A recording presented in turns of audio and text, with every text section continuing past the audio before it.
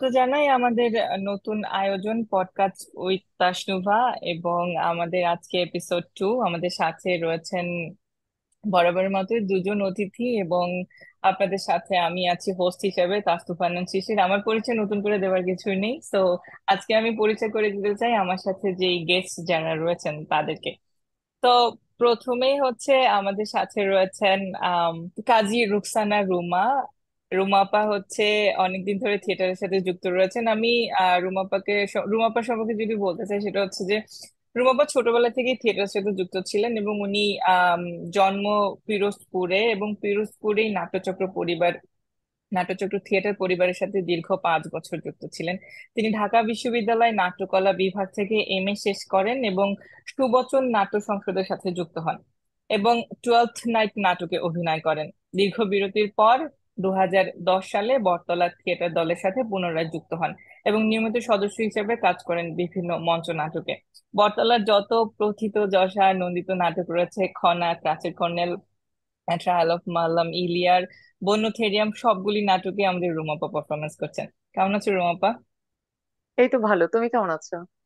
অনেকদিন আছি। পরে দেখা। এক্স্যাক্টলি, আসলে অনেকদিন পরে। এরপরে আমাদের সাথে রয়েছে লামিয়া তানহা, এবং তানহা 24 বছর বয়সী একজন সফল নারী, যিনি 2018 সালে ট্রান্সেন্ড নামে একটি সংগঠন প্রতিষ্ঠা করেছেন। ট্রান্সেন্ডের সাথে আমার যুক্ততা অনেকদিন ধরে, আমিও কাজ করেছি, এবং আমরা মাঠে ঘাটে যখন ক্রাইসিস মোমেন্ট তৈরি হচ্ছে আমরা তখনই কাজ করেছি। এবং সেই সাথে তানহার নতুন সংযোজন যেটা হচ্ছে ট্রান্সেন্ড ক্রাফট, এবং তানহা কাজ করে লিঙ্গ বৈচিত্র্যময় জনগোষ্ঠী, বিশেষ করে হিজড়া এবং ট্রান্স জনগোষ্ঠী যারা রয়েছেন তাদের স্বাবলম্বন, তাদেরকে অর্থনৈতিকভাবে স্বাবলম্বী করার লক্ষ্যে তানহার কাজ। কেমন আছো? হ্যালো দিদি, তুমি কেমন আছো? ভালো আছি। অনেকদিন পরে দুজন প্রিয় মানুষ, প্রিয় মুখের সাথে দেখা। বরাবরের মতোই আমারও আজকেরও আলোচনার বিষয় কমিউনিটি ভাবনা, সংস্কার এবং গ্রহণযোগ্যতা। আমি দুটো জায়গায় এমফাসিস করতে চাই, সেটা হচ্ছে কি সংস্কার এবং গ্রহণযোগ্যতা। তো সংস্কারের কথা যেহেতু আসছে, নতুন বাংলাদেশ, নতুন বাংলাদেশে আমরা অবশ্যই নতুন করে অনেক কিছু দেখতে চাই, এবং প্রত্যেকের হচ্ছে বাক স্বাধীনতা চাই, প্রত্যেকের স্বীয় গণতান্ত্রিক স্বাধীনতা চাই, মানুষ হিসেবে বেঁচে থাকার অধিকার চাই। সেইখান থেকে প্রথমে যদি আমি রুমাপার কাছে যাই, রুমাপা, নতুন হুম। বাংলাদেশের কাছে প্রত্যাশা কি? হুম। ভালো থাকা প্রথম। বা আমরা ভালো নেই অনেক দিন। ভালো থাকাটা দরকার। আমরা কথা বলতে চাই। আমি আমার স্বাভাবিক যে জীবন, সেই জীবনটুকু হচ্ছে বয়ে নিয়ে যেতে চাই। আমি আমার কাজের মাধ্যমে, আমি আমার আম, কথা বলার মধ্য দিয়ে আমি একজন একজন মানুষের স্বাভাবিকভাবে একটা সমাজে বা একটা রাষ্ট্রে চলার জন্য যতটুকু দরকার আমি সবটুকু চাই। এটা হচ্ছে প্রত্যাশা ওভারঅল। আচ্ছা, তো এই ভালো থাকার যে প্রত্যাশার কথা যেটা তোমাকে বললা, সে প্রত্যাশার সুর ধরে যদি বলতে চাই, ভালো থাকা তো কোনো নির্দিষ্ট কমিউনিটির হাতে জিম্মি থাকা নয়, নিশ্চয়ই কোনো একটা রাজনৈতিক প্রসার বা প্রচার। আমরা স্বাধীনতার মানে কি, এটাকে স্বাধীনতা বলবো না গণ অভ্যুত্থান বলবো, বিষয়টা হচ্ছে যে যেই গণ অভ্যুত্থানের জোয়ারে আমরা ফ্যাসিস্ট সরকারকে আমরা পরাজিত করে গণতান্ত্রিক রাজনৈতিক বাস্তবতার কথা বলছি, গণতান্ত্রিক শাসন ব্যবস্থার কথা বলছি, মানুষের অধিকারের কথা বলছি। তোমার কি মনে হয় এখন যে অবস্থা চলছে সেখানে দাঁড়িয়ে তুমি, 1 মাস হয়ে গেছে আমাদের সরকারের পতন এবং একটা অন্তর্বর্তী সরকার গঠনের, কি মনে হচ্ছে, কি দেখতে পাচ্ছো, পজিটিভিটি বা নেগেটিভিটি, কি মনে হচ্ছে? আচ্ছা, হ্যাঁ, 1 মাস হয়ে গেছে অলমোস্ট। আর বোধহয় কয়েকটা দিন বাকি আছে, 2-3টা দিন। আহ সিরিয়াসলি বলি, মানে একটা খুব মিশ্র প্রতিক্রিয়া চলছে আমার মধ্যে এবং হয়তো অনেকের মধ্যেই। আমরা ভাবছি যে আমরা অনেক কথা বলতে পারছি, হয়তো বলছিও, কিন্তু কোথায় গিয়ে যেন কি একটা বলতেও পারছি না। আমার মধ্যে একটু সংশয় কাজ করছে। আমি আগেও কথা বলতে আমাকে অনেক ভাবতে হতো, বা ফেসবুকে বা সোশ্যাল মিডিয়াতে একটা কিছু লিখতে গিয়ে ভাবতে হতো। এখনো কিন্তু আমাকে ভাবতে হয়, এখন আমাকে ভাবতে হয়। কোথায় একটা ভয় লাগে যে আচ্ছা, কারণ এখন চারিদিকে খুব বাংলাদেশে এখন মব জাস্টিস চলছে। কেউ কিছু বললে সেটার উপরে অনেকে এসে হামলে পড়ছে। কেউ কিছু করলে অনেক রকমের আক্রমণের শিকার হচ্ছে। আমরা নানা জায়গায় দেখছি মানুষ তার হাতে আইন তুলে নিয়ে তার মতো করে বিচার করার চেষ্টা করছে, সব জায়গায় না, কোথাও কোথাও। সো এইগুলো একটা ভীতি তৈরি করে, এবং হয়তো যারা করছে তারা খুব সচেতন ভাবে এই ভয়টাই দিতে চায়। সো পুরোপুরি যে আমি কাজী সবটা বলতে পারছি তাও না। আর আবার আবার আবার কেউ কেউ বলতে পারে এটা যে আচ্ছা, এই যে মব জাস্টিস যেটা চলছে সেটা তো চলছে হয়তো তোমার যারা খুব এক সময় শিক্ষকদের, বিশেষ করে বা এরকম শিক্ষকদেরকে স্টুডেন্টরা গিয়ে ছাত্র জনতার নামে তারা গিয়ে নামাচ্ছে, যারা হচ্ছে এক সময় আওয়ামী লীগ সরকারের খুব একদম কোল ঘেঁষে ছিল, যারা দুর্নীতি করেছে, যারা স্টুডেন্টদের টাকা পয়সা থেকে সবকিছুতে দুর্নীতি করেছে। কিন্তু না, আসলে বাংলাদেশে গত 2-3 দিন, গত পরশুদিনই বোধহয়, আজকে হচ্ছে 6 তারিখ, তো তোমার এই 4 বা 5 তারিখের দিকেই কিন্তু ধর্ম অবমাননার অভিযোগে এক হিন্দু ছেলেকে, আহ, ও 18-র নিচেই বোধহয় বয়স সম্ভবত, ওকে কিন্তু পিটিয়ে, প্রথমে পত্রিকায় এসেছিল মেরে ফেলেছে, পরে পত্রিকা ওটা আবার সংশোধন করে বলেছে যে না, ও বেঁচে আছে, এখনো হয়তো বেঁচেই আছে, আমরা এখনো আপডেট জানি না যে ও কোন সিচুয়েশনে আছে। কিন্তু তার মানে কথা বলা যাচ্ছে না। আমরা বিগত সরকারের সময়ও দেখেছি ধর্ম অবমাননার দায়ে এরকম ভাবে মানুষজন তাদের হাতে আইন তুলে নিয়েছে।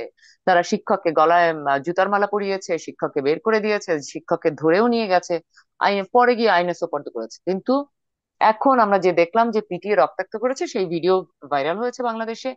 তার মানে আমি আসলে কথা বলতে পারছি না। হ্যাঁ, আমি অবশ্যই এটা সাপোর্ট করি না। ধর্ম যার যার, ধর্ম আসলে একটা বিশ্বাস।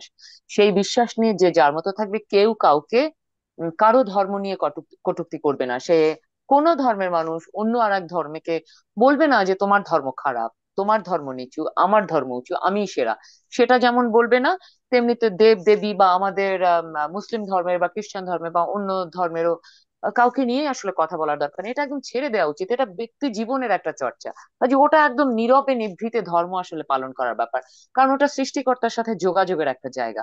ও আর একটা হচ্ছে যে পরকালে যার বিশ্বাস আছে তিনি বেহেস্তের চিন্তা করেন, যে তিনি একটা মৃত্যুর পরে ভালো থাকবেন, কাজে ওটা একান্ত ব্যক্তিগত। ওটা রাজনীতিতে আসা উচিত না। কিন্তু আমাদের এখানে সবাই আইন তুলে নিচ্ছে। কাজে এই সবকিছু দেখে, এবং তার 5 তারিখে গণ অভ্যুত্থানের পরে, আওয়ামী লীগ সরকারের পতনের পরেও যা দেখতে পাচ্ছি, আহ কোথাও কোথাও কিছু কিছু আচরণে মনে হচ্ছে যে ঠিক যেন সেই যেভাবে ভেবেছিলাম যে একদম হাত মুখ খুলে একদম মুক্ত বিহঙ্গের মতো আমরা কথা বলতে পারবো, সেই জায়গাটা কোথাও একটা আমার কাছে মনে হচ্ছে একটা কোথাও খামচি দিয়ে আছে কিছু একটা। আমার এটা লাগছে। অসংখ্য ধন্যবাদ আমি অনেক রুমা বেশি আপু, কথা খুব বলে ফেললাম। ইনসাইট, অফকোর্স অফকোর্স, এগুলি আমাদের দরকার, অনেক ভালো ইনসাইট। আমি এই ইনসাইটটা নিয়ে আমি তানহার কাছে যেতে চাই। তানহা, আমরা যে ধর্মীয় যে আগ্রাসন দেখতে পেলাম, এই আগ্রাসনে কমিউনিটি নিয়ে কাজ করছো তুমি অনেক দিন ধরে।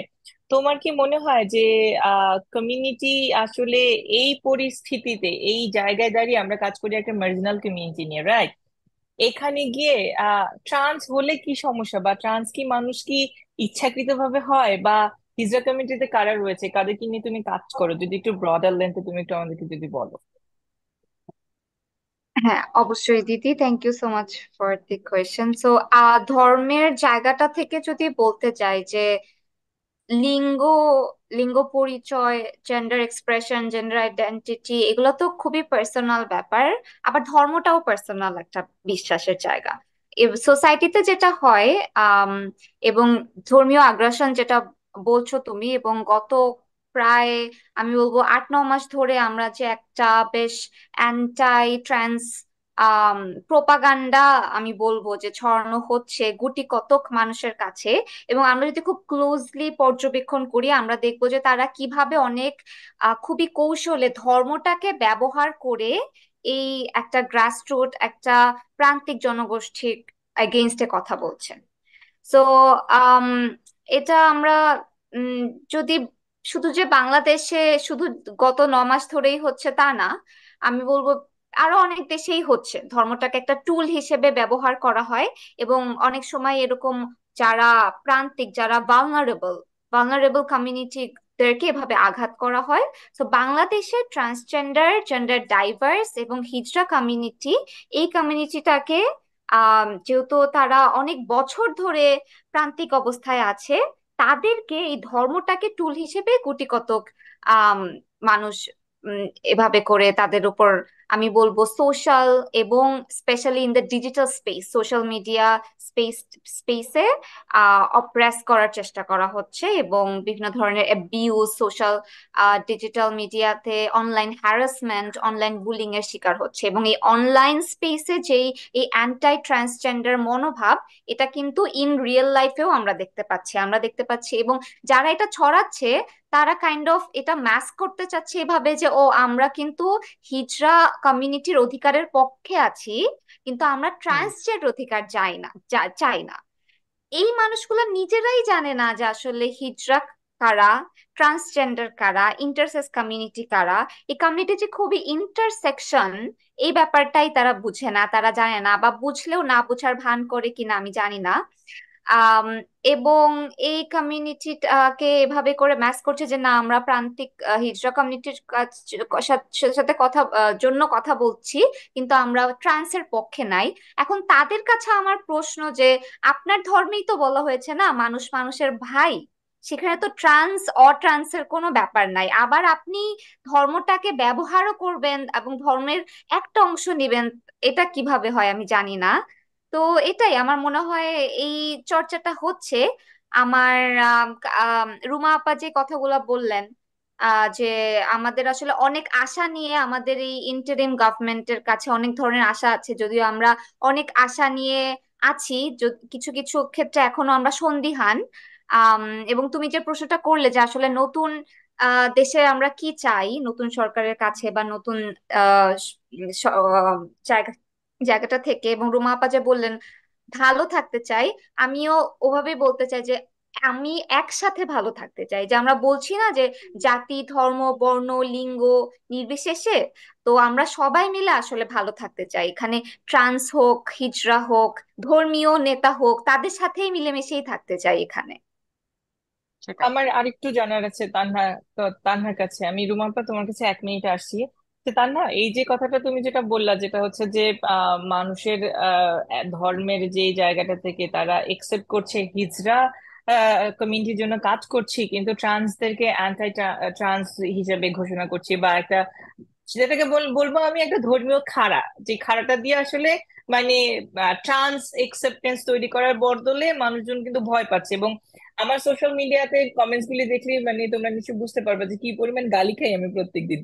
তুমি ছোট্ট করে একটু আমাদেরকে এই হিজড়া কমিউনিটিতে কারা কারা বিলং করে, হিজড়া কমিউনিটিতে আসলে এই ইন্টারসেকশনটা আসলে কি সাধারণ মানুষের জন্য, যেহেতু এই প্রোগ্রামটা আমাদের সাধারণ মানুষের জন্য, জাস্ট অল্প কথায় যদি একটু মানে ইন্টারসেকশন গুলি একটু ক্লিয়ার করবে, এবং হিজড়া কমিউনিটিতে কারা রয়েছে, ট্রান্স আসলে কারা, বিষয়টা কি?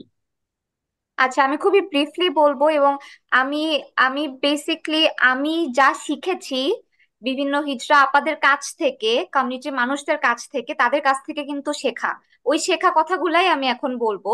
সেটা হচ্ছে যে হিজড়া শব্দটা, হিজড়া শুধুমাত্র কোনো ধরনের লিঙ্গ পরিচয় না। হিজড়া একটা সংস্কৃতি, একটা ট্র্যাডিশন, একটা পেশা। এবং যদি খুবই সংক্ষেপে বলি, এবং একদম গোড়ায় যাই, যে ইভেন বিফোর কলোনাইজেশন হিজড়া হিজড়া কমিউনিটির মানুষরা ছিলেন যারা কিনা বিভিন্ন ধরনের আম, হচ্ছে মুঘল আমলে নাচ গান শেখাতেন বিভিন্ন রাজদরবারে থেকে, এবং লেটার অন কলোনাইজেশনের কারণে তারা there was this criminal tribe act, যেটার আন্ডারে হিজড়া কমিউনিটিকে ক্রিমিনালাইজ করা হয়। তো এটা গেল কিছুটা সাংস্কৃতিক জায়গাটাতে। এবং তা পরবর্তী সময়ে হিজড়া পিপল আর স্টিল এক্সিস্ট, তারা বিভিন্ন জায়গাতে ছল্লা পেশা করে, হিজড়াগিরি বলে এটাকে, টাকা তুললে তুলে নতুন বাচ্চা হলে সেখানে যায়, ঢাক ঢোল পিটায়। এটা হলো সংস্কৃতির অ্যাসপেক্টটা। এবং এই যে যে হিজড়া শব্দটা আমরা বলছি, এটা একটা আমব্রেলা টার্ম। এটার আন্ডারে রয়েছে লিঙ্গ বৈচিত্র্যময় মানুষ। এই লিঙ্গ বৈচিত্র্যময় বা জেন্ডার ডাইভার্স মানুষ বলতে এবং এই আমব্রেলা টার্মের মাঝে আছে ট্রান্সজেন্ডার পিপল, তারপরে আছেন জেন্ডার ফ্লুইড পিপল, তারপরে আছেন ইন্টারসেক্স পিপল।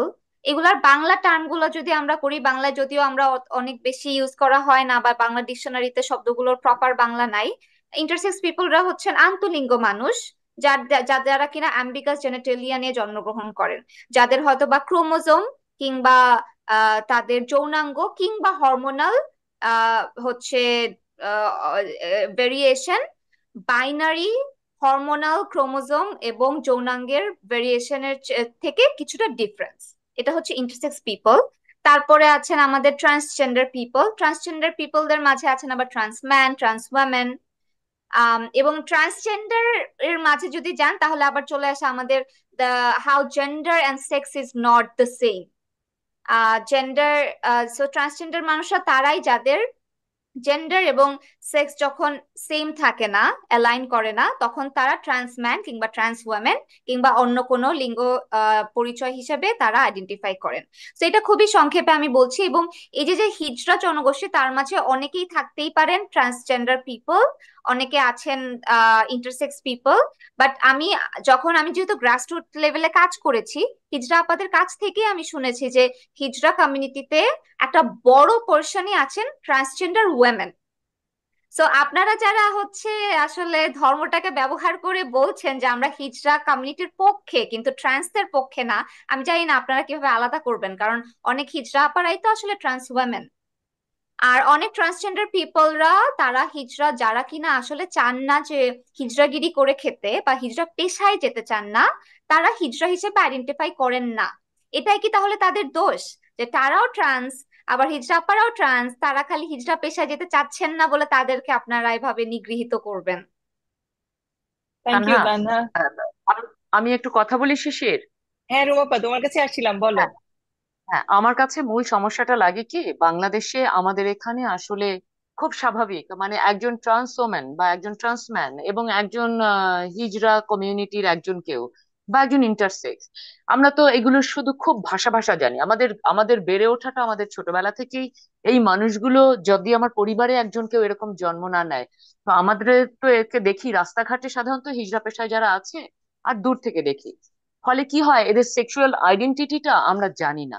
এবং আমরা ওই যে ছোটবেলা থেকে কিছু মন গড়া বসে বা কথা শুনেছি যে হিজড়া মানেই হচ্ছে ও, মানে তার লিঙ্গগত আম, ত্রুটি, কোট আর কোট লিঙ্গগত ত্রুটি। আচ্ছা, একটা কানেও তো আমার ত্রুটি হয়, আমার তো হাতেও ত্রুটি হয়, আমার তো নাক ছাড়া জন্মাই, কান ছাড়া জন্মায়। তো আমার আমার সেক্স অর্গান যেটা, সেটা যদি একটা ত্রুটি নিয়ে জন্মায়, হোয়াটস দ্য প্রবলেম, আমি জানি না। তো এইটা ত্রুটি নিয়ে জন্মায় যারা, তারাই হচ্ছে হিজড়া। তারাই, যেহেতু আমরা ছোটবেলা থেকে দেখে এসেছি, তারা বাড়িতে যায়, রাস্তাঘাটে টাকা তোলে, বা বাসে টাকা তোলে, ঢাকা শহরগুলোতে বা অন্যান্য জায়গায় দোকানে টাকা তোলে। ফলে মানুষের মধ্যে একটা ধারণাই হয়ে গেছে যে ওইটাই হচ্ছে একমাত্র হিজড়া, এবং এরা সবাই হচ্ছে হিজড়া। তার মানে হিজড়া, এবং তারা ধরে নেয় যে হিজড়া মানে তার একটা মানে লিঙ্গগত সেক্স অর্গানের একটা ত্রুটি থাকতে হবে। আমাদের এখানে সবচেয়ে আগে যেটা আসলে দরকার ছিল, সেটা হচ্ছে এইগুলো বোঝা। এই বোঝাটাই নেই। সবাই ওইটা ধরে নেয় যে যারা হিজড়া তারা মানে সবাই হচ্ছে ওই ত্রুটি নিয়ে আছে। যখনই শোনে যে না, এরা সবাই লিঙ্গগত ত্রুটিতে নেই, এরা কেউ কেউ ট্রান্স ওমেন, তখনই হচ্ছে মাথাটা, মানে সবার মাথাটা বিগড়ে যায়। তখন তারা দেখে আরে পুরুষের শরীরে একজন মেয়ে সেজে আছে। কিন্তু বাংলাদেশে আমার সবচেয়ে বড় ঝামেলা লাগে সেটা হচ্ছে, মানুষ না শুধু শরীর বোঝে, এখানে মন কেউ বুঝতে চায় না। তানহা যেটা বলছিল যে এই যে শরীর, জেন্ডার এবং সেক্স, মানে হচ্ছে ট্রান্স জেন্ডার, তার মানে আমার মানে জেন্ডার যে সোসাইটি থেকে চাপিয়ে দেওয়া বা আমার জন্ম নেওয়ার পরে, আর সেক্স যে আমার একদম, মানে আমি যেটা নিয়ে, মানে আমি নারী না পুরুষ যেটা দিয়ে বোঝা যাচ্ছে, সেইটা যে আমি স্বীকার করছি কি করছি না, কারণ আমার আমার হরমোন, আমার মনোগত মনের এবং দৈহিক, যেটা খুব প্রকাশ্যে আসে না, প্রকট না, সেইটা নিয়ে আমি যখন চেঞ্জ করতে যাই, আমি যখন নিজেকে যখন ট্রান্সজেন্ডার বলতে চাই বা ট্রান্স ওম্যান বলি বা ম্যান বলি, এইটা তখন রে রে করে উঠছে। কারণ হচ্ছে আমাদের এই বেসিক এডুকেশন নেই। আমরা এই যে তানহা যেটা বললো, আমরা এটা ভাগই করতে পারিনি। যে কারণেই বাংলাদেশ গভর্নমেন্টেরও দেখবে তোমার যেসব নীতিমালা হয়েছে, বিভিন্ন সময় নীতিমালাই বোধ হয়, মানে আমার আমার হাতে এই মুহূর্তে নেই, ওখানেও কিন্তু কি বলবে বুঝে উঠতে পারছে না। কারণ ওই একটাই কারণ হচ্ছে, পার্থক্যটা খুব ক্লিয়ার না। আর খুব স্বাভাবিক, কাকে গিয়ে জিজ্ঞেস করবে যে আচ্ছা তোমার শরীরটা কেমন, তোমার মনটা কেমন? এখানে আমি একটু জ্ঞানের কথা জায়গা থেকে বলতে চাই। জিজ্ঞেস করলে হয়। হ্যাঁ, প্লিজ। রুমাপা, এখানে আমি একটা ইন্টারেস্টিং কথা বলতে চাই, সেটা হচ্ছে গিয়ে, যদিও আমি হোস্ট, আমার কথা বলা বেশি কথা বলা উচিত না, কিন্তু হ্যাঁ, হ্যাঁ, প্রশ্নের বলো। তাগিদে যেগুলি আমি জানতে চাই সেটা ইন্টারেস্টিংলি তুমি দেখো। কিছুদিন আগে আমরা দেখলাম একজন প্রফেসর বই ছিলেন। আমি প্রত্যেক দিন বলবো এই বই ছেঁড়ার কথাটা, প্রতিটা জায়গায় বলবো, কারণ বই ছেঁড়ার অধিকার একজন শিক্ষকের কোনোদিন কোথাও ছিল না, নাই।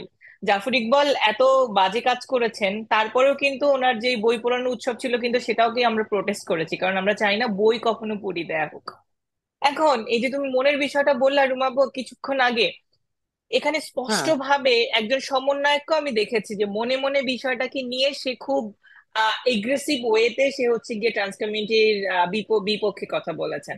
সেটা হচ্ছে গিয়ে মনের বিষয়টাকে যে বুঝবে, যে মানুষটা মনের যেই হরমোন চালিত যে বিষয়টা, সেইটা বোঝার মতো মানে মানসিক অবস্থান, আমি বারবার করে সহ অবস্থানের কথাই বলছি, কারণ আমরা যদি হুম। একটা গণতান্ত্রিক দেশ দেখতে চাই সেই মানসিক সহ অবস্থান আমাদের আছে কিনা, বা এই সহ অবস্থান তুমি কি মনে করো রুমা, বা নতুন বাংলাদেশে আমরা দেখবো কিনা?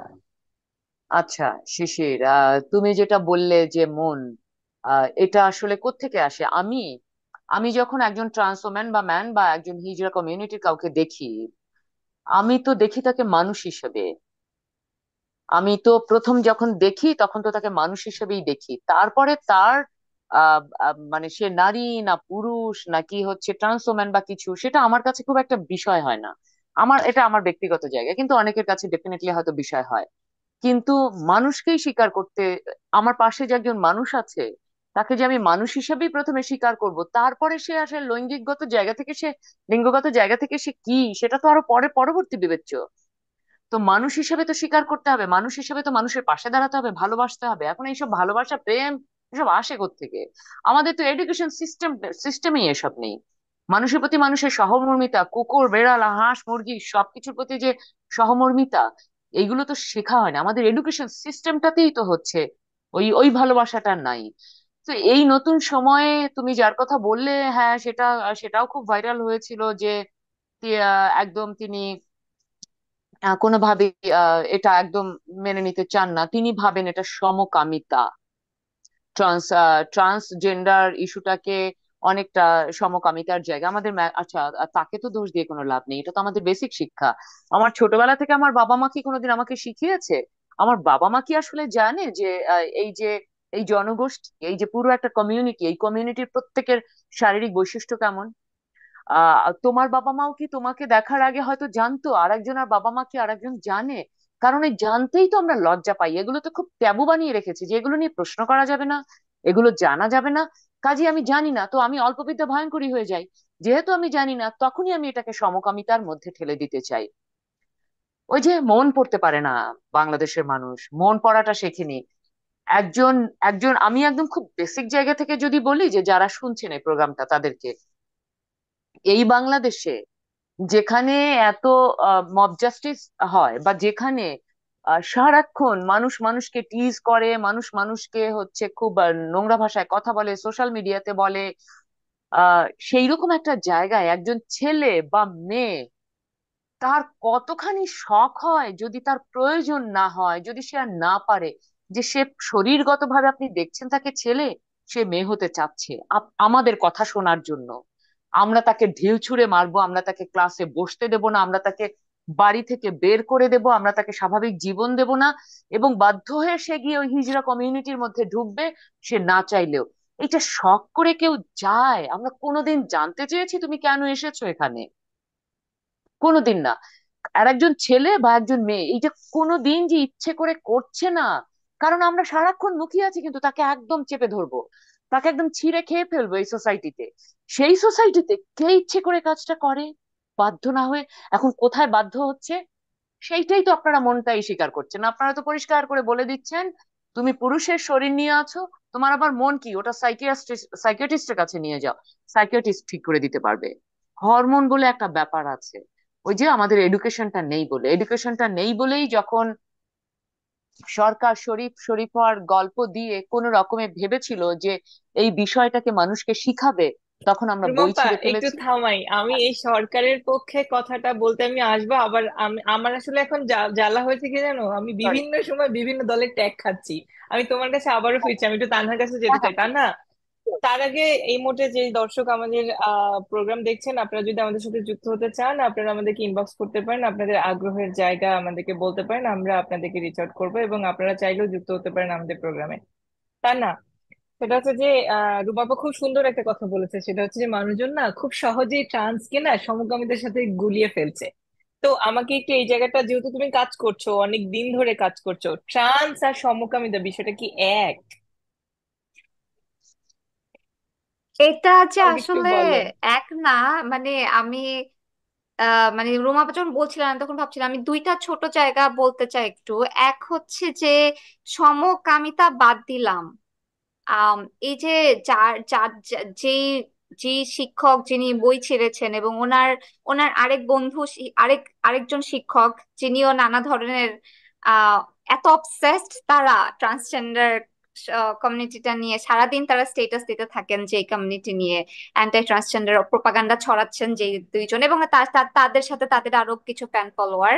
আমার মনে হয় তারা এত অবসেসড অ্যাবাউট কাম, মানে সমকাম বাদ দেন, মানে কোন ধরনের ফ্রাস্ট্রেশন থাকলে আমি জানি না, যে তারা শুধু মনে করে যে এই মানুষগুলোর জীবনে শুধু কামই আছে।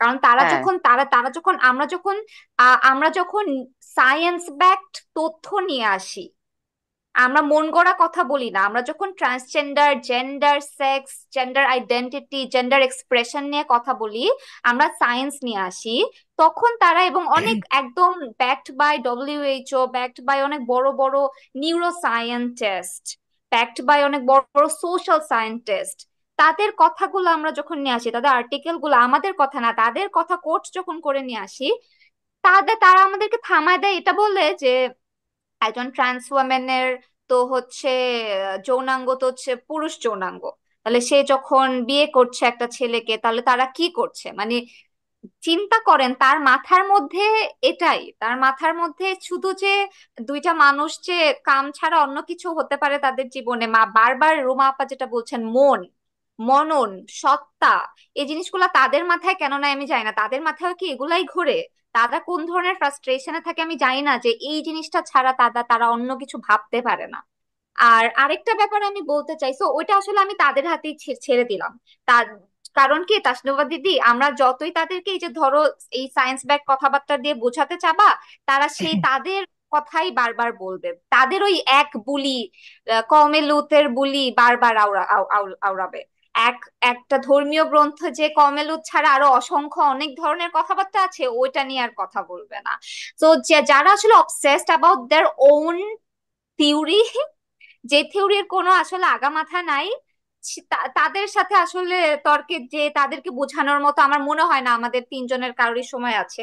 সেকেন্ড যে ছোট তথ্যটা আমি কথাটা আমি বলতে চাই সাধারণ জনগণের যারা আজকে দেখছেন দর্শকদের কাছে, তা সেটা হচ্ছে আপনি রুমা আপা বা আমরা বা দিদি আমরা যখন এই যে ধরেন রুমা আপাই বা যখন বলছেন যে শিক্ষার ব্যাপারটা, যে আসলে আমরা তো ওই শিক্ষাটা পাই নাই, শিক্ষা বাদ দিলাম, শিক্ষা আমি বাদ দিলাম, ধরেন কোন ধরনের শিক্ষা না, আমি বকলম, আমি পড়তে জানি না, লিখতে জানি না, বাট আমার কি আহ সহমর্মী হতে, এমপ্যাথেটিক হতে আমার কি শিক্ষার দরকার আছে? আমি একটা মানুষকে তার কি, সে কি পোশাক পরছে, কিভাবে সাজগোজ করছে, তার লিঙ্গ কি, তার নাম কি, এগুলার বাদ দিয়ে আমি তাকে মানুষ হিসেবে দেখাটারই তো কথা আমার। আমার তাকে তো অন্য কোনো, এবং সে যেভাবে আইডেন্টিফাই করতে চাচ্ছে সেভাবেই সেই সম্মানটা রেখে সেভাবে করে আমার তাকে দেখার কথা। এটা তো খুব সামান্য, খুবই বেসিক হিউম্যান ক্যারেক্টারিস্টিক্স। সো আমি অ্যাজ আ হিউম্যান হিসেবে আমার এতটুকু যদি বেসিক হিউম্যান ক্যারেক্টারিস্টিক্স না থাকে, তাহলে আমার মনে হয় না আমাকে হিউম্যান বলা উচিত। এটা এটা এবং এটা আমার, আমি দর্শকের কাছে প্রশ্ন ছুড়ে দিলাম যে এত কি কষ্ট হয় কি না আপনাদেরও যখন ওইসব অ্যান্টি ট্রান্সজেন্ডার প্রোপাগান্ডা মানুষ ছড়াচ্ছে, সেটাই কান দেওয়ার চাইতে একটা মানুষকে, সে ট্রান্স কিংবা হিজড়া, আপনার না হয় জুডিথ বাটলার আপনার পড়তে ইচ্ছা করতেছে না, আপনি হিজড়া, সেক্স, জেন্ডার এগুলা মনে হয় আপনার কাছে হয়তো বা কঠিন লাগতেছে, আপনি জানতে চাচ্ছেন না, হতেই পারে, বাট আপনি তো তাকে অ্যাটলিস্ট মানুষ হিসেবে দেখতে পারেন। এটাই এর চেয়ে আসলে আমি, মানে আমার মনে হয় আমরা জটিল করে হ্যাঁ, তো দেখার কিছু নাই, আসলে ব্যাপারগুলো অনেক সহজ। Thank you Tanna. আমি রুমাপা, একটা তোমার কথা কাছে আসতে বলি। চাই হচ্ছে, হ্যাঁ, আমি তোমার না, কথাটা নিয়ে রেখে তোমার আমি প্রশ্নটা দেই, সেটা একটু নেও। সেটা আচ্ছা, হচ্ছে যে বিভিন্ন সময় না আমাকে ট্যাগ খেতে হয়, ও আচ্ছা আওয়ামী লীগের দালাল। আবার কিছু সময় বলতেছে আচ্ছা ঠিক আছে, এই যে আওয়ামী লীগ এখন পতনের জন্য তুমি কাজ করতেছো, ভুলে গেছো এই সরকারই তোমাকে স্বীকৃতি দিয়েছিল। আওয়ামী লীগের গুণের জায়গায় আসতেছে, সেটা হচ্ছে আওয়ামী লীগ শাসন আমলেই প্রথমবার আওয়ামী লীগ সরকার ট্রান্সজেন্ডার বা হিজড়া কমিউনিটিকে প্রথম তৃতীয় লিঙ্গ হিসেবে স্বীকৃতি দিয়েছিল। এবং আওয়ামী লীগ সরকারের আমলেই, শাসন আমলেই আমরা দেখেছি সেটা হচ্ছে বিভিন্ন প্রতিষ্ঠানে ট্রান্স কমিউনিটি থেকে যদি কাউকে জব দেওয়া হয় তাহলে একটা নির্দিষ্ট পরিমাণে ইন্টারেস্ট মওকুফের বিষয় দেখেছিলাম আমরা, না? এই এই দুটো পজিটিভ ট্যাক্স দিক মকুব। অবশ্যই। হ্যাঁ, ট্যাক্স মওকুফ, সরি। তো আমরা এই দুটো এবং জিনিস দেখেছি। তো এবং এখন ট্রাফিক পুলিশ তাদেরকে নিয়োগ দেওয়ার কথা ট্রাফিক বলেছিল। পুলিশটা নিয়ে তো ট্রাফিক পুলিশের নিয়োগ দেওয়ার কথা ছিল, তারপর সেখানে গিয়ে অনেক ধরনের হ্যারাসমেন্ট হলো, তাদের বডি হুম, চেকিং হচ্ছিল, ওই আবারও ওই একই কথা, শরীরে তো সবাইকে প্রমাণ হয়েছে যে সেই 12 থেকে 20 জন মানুষ সেখানে গেল, তাদেরকে কাপড় খুলে দেখা হলো এবং সেখানে একজনও সাইকিয়াট্রিস্ট ছিল না, এবং তাদেরকে তারা প্রমাণ করলো যে তারা সবাই পুরুষ মানুষ। তোমার কাছে আমি যেটা জানতে চাই সেটা হচ্ছে যে আহ, একটা সরকারকে আমরা সবাই মিলে বলছিলাম তারা ফ্যাসিস্ট, তারা যে ফ্যাসিস্ট রিজমে, আমার জন্য তো ভালো ছিল, রাইট? আমার জন্য ভালো ছিল। ওই যে স্বার্থের কথা যদি বলি, ব্যক্তিগত স্বার্থ, হুম, তো ব্যক্তিগত স্বার্থের কথা যদি আমি বলি, আমি এই সরকার আমাকে প্রশ্নবিদ্ধ একটা স্বীকৃতি হলেও তো দিয়েছিল, এবং মানুষজন জব করতে পারছিল। আমি আমার অনেক কমিউনিটি মানুষের জন্য অ্যাডভোকেসি করে বিভিন্ন জায়গায় তারা জব করছিল বা কেউ কেউ করছে। এখন এই যে আমরা স্বাধীনতার কথা বললাম, আমরা সবাই মিলে, আমিও কিন্তু সেই আন্দোলনে, মানে আমি যতখানি পেরেছি আমার সোশ্যাল মিডিয়া থেকে শুরু করে যেখানে যতটুকু সাপোর্ট করা করেছি, এবং প্রচুর গালি খেয়েছি। হ্যাঁ, যে আমি হুম। কি করে এতটা অকৃতজ্ঞ হলাম। এবং আওয়ামী লীগ পরিপন্থী যত আমার ব্যক্তিগত বন্ধু, কেউ কিন্তু আমার সাথে কোনো যোগাযোগ করছে না, কেউ আমাকে ব্লক করেছে, কেউ আমার সাথে সম্পর্ক ছিন্ন করেছে। তারপরেও গণতন্ত্র চাই, তারপরেও সবার অধিকার চাই, সুস্থভাবে বাঁচতে চাই। তোমার এখন কি মনে হচ্ছে এই যেটা হলো, আমরা কি সেই গণতান্ত্রিক দেশ দেখতে পাবো কিনা? বা কমিউনিটির এই যে, এই ঢাকা ইউনিভার্সিটি একটা কোঠা চালু হয়েছিল, ট্রান্স কোঠা বা দলিত কোঠা, সেগুলি থাকবে কিনা নতুন বাংলাদেশে? আসলে তুমি তো মেইন স্ট্রিমের মানুষ, তান্না কাজ করছে, তান্না হয়তো বা পজিটিভ কথা বলবে, সাধারণ মানুষের একসেপ্ট করতে মনে বউ আচ্ছা ঠিক আছে, নিজেদের কমিউনিটি নিয়ে কাজ করে, এবং তাসনুবাই যে ট্রান্স অ্যাক্টিভিস্ট, নিজেদের কথাই বলবে। তোমার জায়গা থেকে একটু তোমার ওপিনিয়ন জানতে চাই, মানে এক্সপিরিয়েন্সের জায়গা থেকে বলো। আচ্ছা, শোনো, মাত্র এই সরকার, অন্তর্বর্তীকালীন সরকার মাত্র 1 মাস এসেছে। কাজেই তারা এখন এতটাই ভালনারেবল অবস্থায় আমরা যে সেগুলো অন্যান্য অনেক কিছু দিক দিক আছে, সেগুলো নিয়ে হয়তো তারা সংস্কারের চেষ্টা করছে। সময় দিতে হবে। কিন্তু আমি এই সরকারের কাছে, এখন অন্তর্বর্তীকালীন সরকার যেটা আছে, আমি আশাবাদী যে তোমাদের সমস্যা হবে না। কোটা 1% যেটা দেয়া হয়েছে এখন, সেটা ইমপ্লিমেন্ট কতখানি হবে ওখানে কিন্তু শুধু তো ট্রান্স দের না, ওখানে ট্রান্স এবং বোধহয় যারা ফিজিক্যালি চ্যালেঞ্জ, এই সব মিলে বোধহয় 1% ছিল, রাইট? তো সেইটাই এখন কাকে কোটাতে কে গিয়ে আসলে অগ্রাধিকার পাবে, সেটা তো এখনই বলা যাচ্ছে না একটা টার্ম না দেখা পর্যন্ত। সেকেন্ড হচ্ছে, আমি এই সরকারকে দিয়ে আশাবাদী। তুমি বাইরের সবকিছু ভুলে যাও, যতক্ষণ অন্তর্বর্তীকালীন সরকারের উপরেই তো ভরসা রাখতে হবে। বাইরে যারা রাজনৈতিক দলে যারা আছে তারা, দেখো মানে ধর্মীয় ধর্মীয় ধর্ম নিয়ে যারা রাজনীতি করছে তারা বরাবর, শুধু তারা না, বাংলাদেশের ম্যাক্সিমাম মানুষই আসলে তো ট্রান্স ইস্যুটাকে মেনে নিতে পারে না। তো ওই যে সমকামিতা ধরে নেয় যেহেতু, মানে তাদের বোঝাপড়ার অভাবে, কাজেই তারা সবসময় যেমন করে বলছিল সেই বলাটা হয়তো একই রকম থাকবে, কিন্তু পলিসিগত জায়গা থেকে যে পলিসিগুলো আছে আমার ধারণা সেগুলো অন্তর্বর্তীকালীন সরকার সেগুলোকে বিলুপ্ত করবে না, এবং করা তো অবশ্যই উচিত হবে না, কারণ সবাইকে নিয়ে আমরা ইনক্লুসিভ, কথাটা বলা হচ্ছে না, সো ইনক্লুসিভ তো সবাই মিলে এই রাষ্ট্র। আমি একটু আগে তোমাকে কি যেন একটা বলতে চাইলাম, সেটা হচ্ছে বোধহয় এরকম একটা বিষয় ছিল যে আম, তোমার এই এই যেহেতু অনেক মানুষ অনুষ্ঠানটা দেখছে, তো তাদের জন্য একটা ছোট্ট একটা, একটু তুমি অনুমতি দিলে একটু কথা বলি। প্লিজ আচ্ছা, প্লিজ আমি তোমার গো অন। আগের জবাবটা দিতে পেরেছি তো? শিওর। ওকে। আর এখন যেটা বলতে চাই সেটা হচ্ছে যে যারা জানেন যে আম, যে যারা শরীরে, এই যে আপনারা যারা ট্রান্স ওমেন বা মেনকে যারা মেনে নিতে চান না, যারা শরীরে একরকম, হয়তো পুরুষের শরীর নিয়ে জন্মেছে, কিন্তু সে কিন্তু খুব ছোটবেলায় ফিল করে যে আমি একজন মেয়ের মতো, আমার মেয়েদের সাথে খেলতে ভালো লাগছে, আমার মার পোশাকটা পরতে ভালো লাগছে, ও কিন্তু কন্ট্রোল করতে পারে না, ওর ফ্যামিলি থেকে ওকে আটকে রাখে, মারে স্কুলে ওরকম অ্যাটিচিউড করে, ওকে স্কুল থেকে বিতাড়িত হতে হয় অনেক সময়। এবং এইভাবেই কিন্তু সে একটা জীবন পার করে দেয়, যদি তার অর্থনৈতিক সক্ষমতা না হয়। অর্থনৈতিক সক্ষমতা হলে সে ওই যে আমার শরীর এক, আমি অন্য একটা খাঁচার মধ্যে আটকা পড়েছি, এই মন তো আমরা বুঝি না, কিন্তু সেটা তো সেই বোঝে। তখন সে কিন্তু তার সমস্ত টাকা জমিয়ে, আমরা বেড়াতে যাই, আপনি আমি এটা হয়তো বাড়ি করি, জমি করি, তারা দেখবেন তারা ম্যাক্সিমাম, সে যে খোলসটা ছেড়ে সে যেটা ফিল করে সে কিন্তু সেটাই করে। সে কিন্তু চেষ্টা করে তার শরীরটাকে কাটাছেঁড়া করতে, সে কিন্তু চেষ্টা করে তার শরীরটাকে নানা রকম ভাবে, সে যেটা ছোটবেলায় যে সে ফিল করে যে তার হরমোনাল কোথাও একটা, এটা তো হরমোন, এটা সায়েন্স, এটা ধর্ম না, এটা এটা এমনি বাতাস না, এটা সায়েন্স। তো সে ওই শরীরটাকেই ট্রান্সফার হতে চেষ্টা করে, এবং তার যে কি পরিমাণ শারীরিক যন্ত্রণার মধ্যে দিয়ে সে যায়, কি পরিমাণ ফিনান্সিয়াল লুজার সে হয় ওই জায়গায় পৌঁছতে গিয়ে। সবাই পুরোটা পারে না, কেউ ব্রেস্ট ইমপ্ল্যান্ট করে, কেউ হচ্ছে সেক্স অর্গানটা ফাইনালি গিয়ে পারে না, পারতে চায় তারা, কারণ কিন্তু টাকা নেই। তাদের টাকা তো আসলে কমই তুলনামূলক আপনার আমার চেয়ে। তারা যখন আপনি বাড়ি থেকে তাকে যখন ছোটবেলা বের করে দেয় বাবা মা, তখন তো তারা, সে আর আপনার আমার মতো পড়ালেখাটা করতে পারে না। তো তখন তো তাকে কে আশ্রয় দেয়? তখন তো হিজড়া কমিউনিটিতেই যায়। সে হয়তো কখনো হিজড়া কমিউনিটিতে যেতেই চায়নি। তো হিজড়া কমিউনিটিতে গিয়ে ওই তো চেয়ে টেয়ে খায় মানুষের কাছে, ওই টাকা তোলে। এই করে তো সে আসলে তার পুরো শরীরটাকে সে ওই খোলসটা বদলাতে পারে না। কিন্তু যে যে ফ্যামিলি তার সাথে থাকে, যে ফ্যামিলি মনে করে এটা আমার সন্তান, সে যেমনই হোক, সেই বাচ্চাটা হয়তো একটা সময় বড় হয়ে টাকা ইনকাম করে সে হয়তো তার শরীরটাকে বদলায়। তো এইটা একটু বোঝার চেষ্টা করেন, কোন মানুষ একটা বাড়ি গাড়ি না কিনে, বাড়ি গাড়ি না করে, নিজের টাকা খরচ করে শরীর বদলায় এবং বারবার অপারেশন টেবিলের নিচে শুতে যায়, অপারেশন টেবিলে গিয়ে কাটাছেঁড়া করে। এইটা একটু বোঝার চেষ্টা করি আমরা, কোন মানুষ। এবং এই যে সোশ্যাল মিডিয়াতে, এই যে এখনো আমি জানি এই প্রোগ্রামের পরে আমাদের তিনজনকে, আমরা দুজন না হই, আমাদের তিনজনকে আপনারা যেভাবে বলবেন সোশ্যাল মিডিয়াতে, শিশিরকে, তাসনুভা শিশিরকে, আমি তো দেখি আপনারা যেভাবে বলতে থাকেন, যেভাবে, যে অরুচিকর, যে অভদ্র ভাষায়, যে অশ্লীল ভাষায়, এটা তো ও জানে যে এটা ওর পেতে হয়।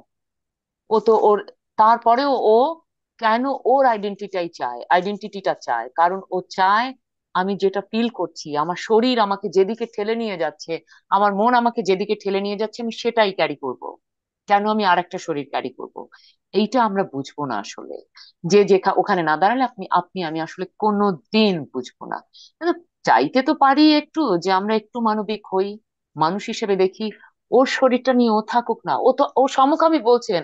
ও কি আপনার আমার কাছে এসে, একজন ট্রান্স ওমেন বা ম্যান কি আপনার আমার গায়ের উপরে এসে হামলে পড়ছে, এসে কি বলছে যে তুমি আমার কাছে আসো, তোমার শরীর আমি চাই? তা তো না। ও নিজের মতো করে যদি কোনো একটা পার্টনার কখনো খুঁজে পায়, তার ভালো লাগে কাউকে, যে নিজেকে নারী মনে করছে, যে শরীরটা অনেকখানি বদলেও ফেলেছে, বা যে পারেনি টাকার অভাবে, সে যদি একজন আর একজনকে ভালো লাগে, সে ভালো লাগাটাকে প্রেম ভালোবাসা হিসেবে দেখেন। সেখানে ওই যে কাম, ওই যেটা তানহা বলছিল, কাম, সেক্স, এই জায়গাগুলোকে টেনে এনে খুব কদর্য জায়গায় ঢুকেছেন না তার বেডরুমে। সে আপনার কোনো আমার কোনো সমস্যা করছে না। মানুষকে মানুষ হিসেবে দেখাটা মানে একজন মানুষের কাজ। সো প্লিজ, আমরা একটু মানুষ হতে পারলে আরাম লাগে।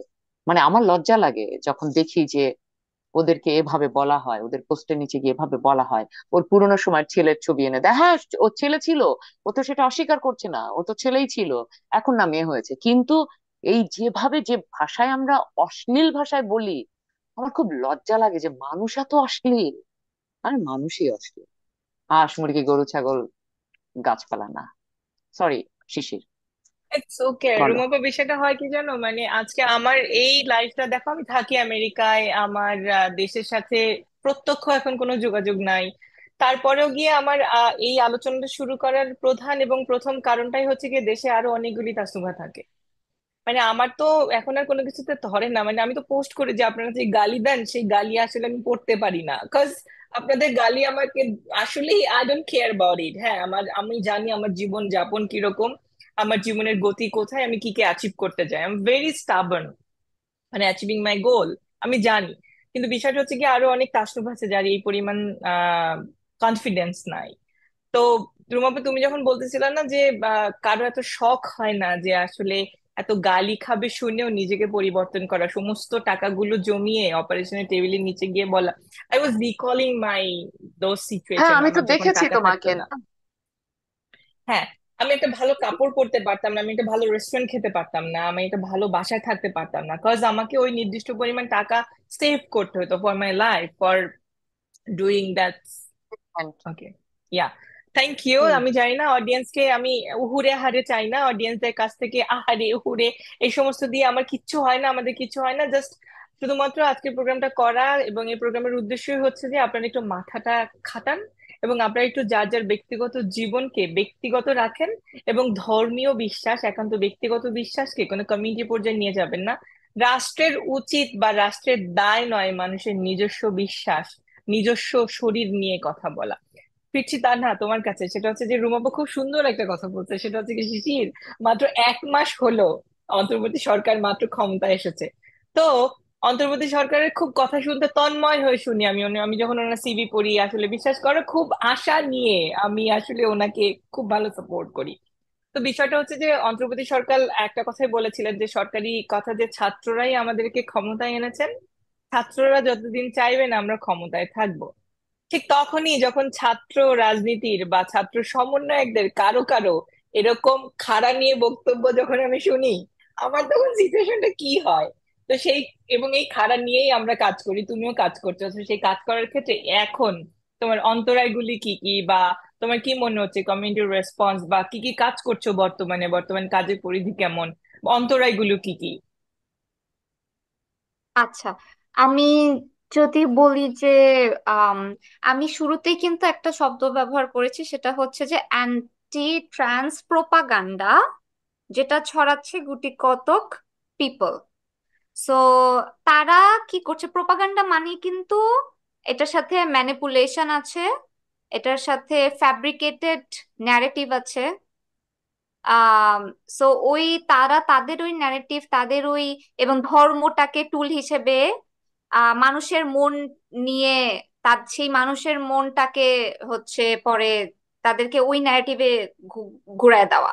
তো আমার মনে হয় যে আপনি যে আম, মানে যে সমন্বয়কদের কথা বলছেন, বা যেসব ছাত্ররা আসলে আনফরচুনেটলি দুর্ভাগ্যবশত আমার মনে হয় ওই প্রোপাগান্ডার মধ্যে পড়ে গিয়েছেন, বা ওই ওভাবে ম্যানিপুলেটেড হয়েছেন ওই ন্যারেটিভটাতে, এটা খুবই দুঃখজনক।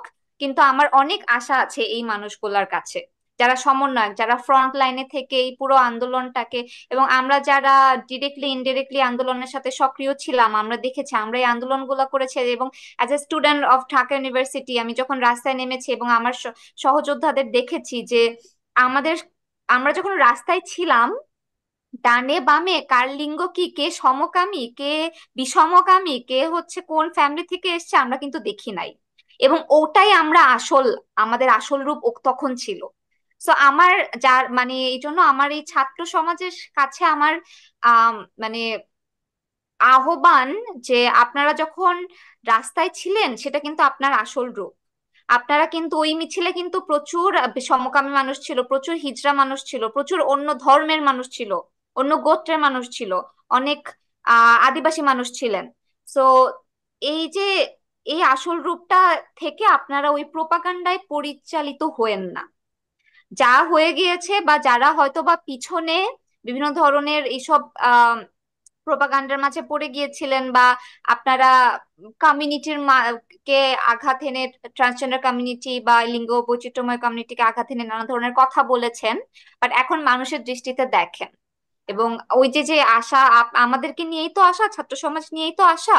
এবং যখন ওই ছোট ছোট ওই মানে খাড়াগুলো যেটা দিদি বললেন, ওগুলা দেখে আমাদেরও খুব মন খারাপ হয়েছে, যখন আমরা মানে ওই ভিডিও গুলো আসছে বা পোস্ট গুলো আসছে। কিন্তু আমি মনে করি, আমি এখনো আশা দেখি। আমার মনে হয় সেগুলো আহ হয়তো বা ভুলবশত হয়েছে। আমরা মানুষ মাত্রই ভুল করি, আমরা মানুষ মাত্রই ভুল কথায় পরিচালিত হয়ে যাই।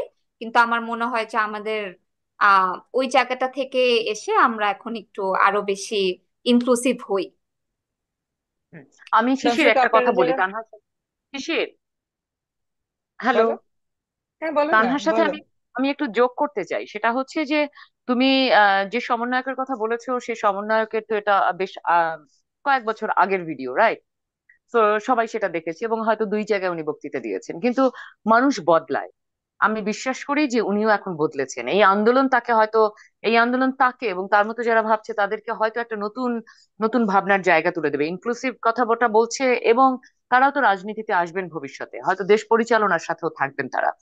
তো কাউকে বাদ দিয়ে কিন্তু দেশ পরিচালনা করা সম্ভব না। দেশের সমস্ত মানুষ নিয়ে রাজনীতি, মানুষকে বাদ দিয়ে সেই রাজনীতি করা যাবে না। কারণ আমি বিশ্বাস রাখতে চাই যে যারা এরকম ভাবছে এবং যারা রাজনীতির সাথে যুক্ত এবং যারা আসছে, ছাত্র ম্যাক্সিমাম অনেকেই তো ছাত্র, কিন্তু যেটা নিয়ে তুমি আসলে তোমার মন খারাপের জায়গা হয়েছে হয়তো, বা তুমি একটু বিস্মিত হয়েছো, আমি ভাবতে চাই যে সেটা আগের। এখন সময় বদলেছে, তিনিও বদলেছেন হয়তো, এবং তিনি বদলাবেনও হয়তো, কারণ সবাইকে নিয়ে যেতে হবে, মানুষকে মানুষ হিসেবে স্বীকার করতে হবে, না হলে রাজনীতিতে থাকা যায় না, থাকতে পারবে না। তো আশা রাখো। আমি একদম অসংখ্য ধন্যবাদ তোমাদের দুজনকে, এবং দর্শকদের উদ্দেশ্য করে বলতে চাই সেটা হচ্ছে যে মানুষের যে বহমান জীবন, এই জীবন নদীর মতো। এবং বাংলাদেশ একটা জোয়ার ভাটার দেশ।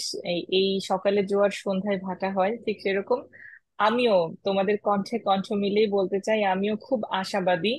আমি মাত্র দেশ ছাড়লাম, আমার প্রোগ্রামের জন্য আমি মেক্সিকো গেলাম, ঠিক তখনই অস্থিরতাটা শুরু হলো। আমি আমেরিকায় আসলাম, আর তখন উত্তাল বাংলাদেশ। সোশ্যাল মিডিয়ায় অ্যাক্টিভ ছাড়া এবং ওই সোশ্যাল মিডিয়া থেকে যতখানি অ্যাক্টিভিজম করা ছাড়া আমার আর কোনো ওয়ে ছিল না, সত্যি ছিল না। তো সবকিছু ভুলে গিয়ে সেই ইনক্লুসিভনেস এর জায়গা থেকে আমিও সাথেই ছিলাম, এবং সেই বিশ্বাসেই ছিলাম যে সবাই মিলে ভালো থাকবো। এবং এখনো মনে প্রাণে বিশ্বাস করতে চাই যে সুস্থ সুন্দর একটা বাংলাদেশ দেখতে চাই।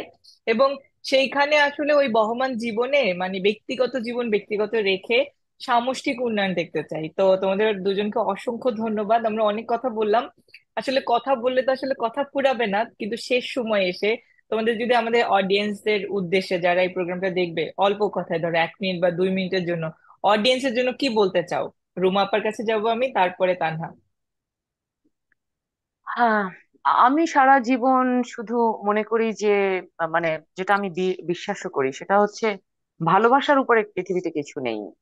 আম, একজন ভালো মানুষ হতে হলে ভালোবাসতে হয়। সেই ভালোবাসা শুধু যে প্রেমিকার প্রতি প্রেমিকের, বা প্রেমিকের প্রতি প্রেমিকার, তা নয়। সবকিছু মানুষের প্রতি মানুষের, প্রাণের প্রতি প্রাণের। একটা গাছের জন্য যে ভালোবাসা, একজন প্রাণের জন্য ভালোবাসা। কাজে কে হিন্দু, কে মুসলিম, কে বৌদ্ধ, কে খ্রিস্টান, কে সাদা, কে কালো, কে বিদেশি, কে দেশি, কে ট্রান্স, কে ট্রান্স না, কে নারী, কে পুরুষ, সব ভুলে গিয়ে যদি এই জায়গাটায় যদি প্রেম থাকে না, তাহলে পৃথিবীটা সুন্দর। মরার সময় নিজে আরামে মরা যাবে। আর তাহলে এবং ওই ওই ওই প্রেমটা যদি একজন মানুষের মধ্যে থাকে, তাহলে আমি ওই কবিতাটাই বলবো, কোথায় স্বর্গ কোথায় নরক, কে বলে তা বহুদূর। একদম নিজের মধ্যে তো ভালোবাসতে হবে। আমি এর বিকল্প আর কিছু দেখি না। আর মানুষের পাশেই মানুষের দাঁড়াতে হয়, তা না হলে আমার মানুষ জন্মটাই বৃথা। ভালো থেকো তুমি, শিশির। তানহা। রুমা আপা এত সুন্দর করে বলেছেন, এরপরে আমি কি বলবো আর।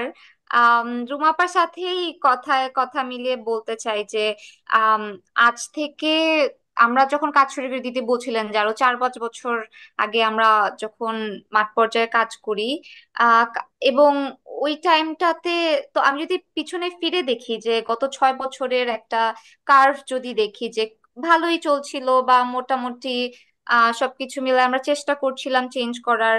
হুট করে আবার এই যে রিসেন্ট বইটা যখন ছিঁড়ে ফেলা হলো, তারপর আমাদের উপর যে পরিমাণ আসলে ব্যাকল্যাশেস গুলা এসেছে, শুধুমাত্র আমরাই জানি বা আমাদের যারা কাছের মানুষ তারাই জানে আমাদের কত কত মানুষের স্বপ্ন, কতগুলা তাসনুবা আনান। দিদি যখন বললেন যে আসলে বাংলাদেশে আছে, তাদের যে স্বপ্নগুলো মাটি চাপা পড়ে যাচ্ছিল, কিন্তু সেই মুহূর্তে আবার আমরা এই যে যে আপনারাই বা যারা আজকে দেখছেন প্রোগ্রামটা, আমরা যারা আমরাই কিন্তু সেই অনেক তাসনোভা এবং তাসনোভা ছাড়া আরো অনেক ধরনের মানুষের মাটি চাপা থেকে আমরা আবার ওই মাটি থেকে আবার উঠে এসে আবার নতুন স্বপ্ন দেখছি। তো যারা হয়তো বা তাসনুভা নন, তারাও যেরকম স্বপ্ন দেখছেন, তাসনুভারাও কিন্তু স্বপ্ন দেখছে। তো যা জাস্ট তাদের স্বপ্নগুলা দেখতে দেন, তাদেরকে তাদেরকে তাদের মতো করে থাকতে দেন। এটাই আমার আসলে আম আশা এবং বলার জায়গাটা। ধন্যবাদ। থ্যাংক ইউ দিদি, অসংখ্য থ্যাংক ইউ রুমা। ধন্যবাদ তোমাদের দুজনকেই। দর্শক, আপনারা যদি যুক্ত হতে চান আমাদের আলোচনায়, আপনারা আমাদেরকে কমেন্ট করতে পারেন কিংবা আমাদের ইনবক্সে যোগাযোগ করতে পারেন। ধর্ম যার যার, বাংলাদেশ সবার, এই অঙ্গীকারে বিশ্বাস করতে চাই, এবং বিশ্বাস করতে চাই বাংলাদেশ অসাম্প্রদায়িক সম্প্রীতির দেশ হিসেবে আবারও আবারও মাথাচাড়া দিয়ে উঠবে, এবং সকলেই নিজেদের সমস্ত প্রকার বৈষম্য ভুলে গিয়ে নতুন ভাবে নতুন বাংলাদেশে কন্ট্রিবিউট করবে। মানুষের ব্যক্তিগত বিশ্বাসকে বিশ্বাসের জায়গায় রাখুন, মানুষকে মানুষের মতো করে বাঁচতে দিন। রাষ্ট্রবিরোধী কার্যক্রম যদি হয় তার বিচার করবার জন্য রাষ্ট্র রয়েছে। আইন নিজের হাতে তুলে নিবেন না। আইনের অনুশাসন দেখতে চাই, বিচার বিভাগের স্বাধীনতা দেখতে চাই।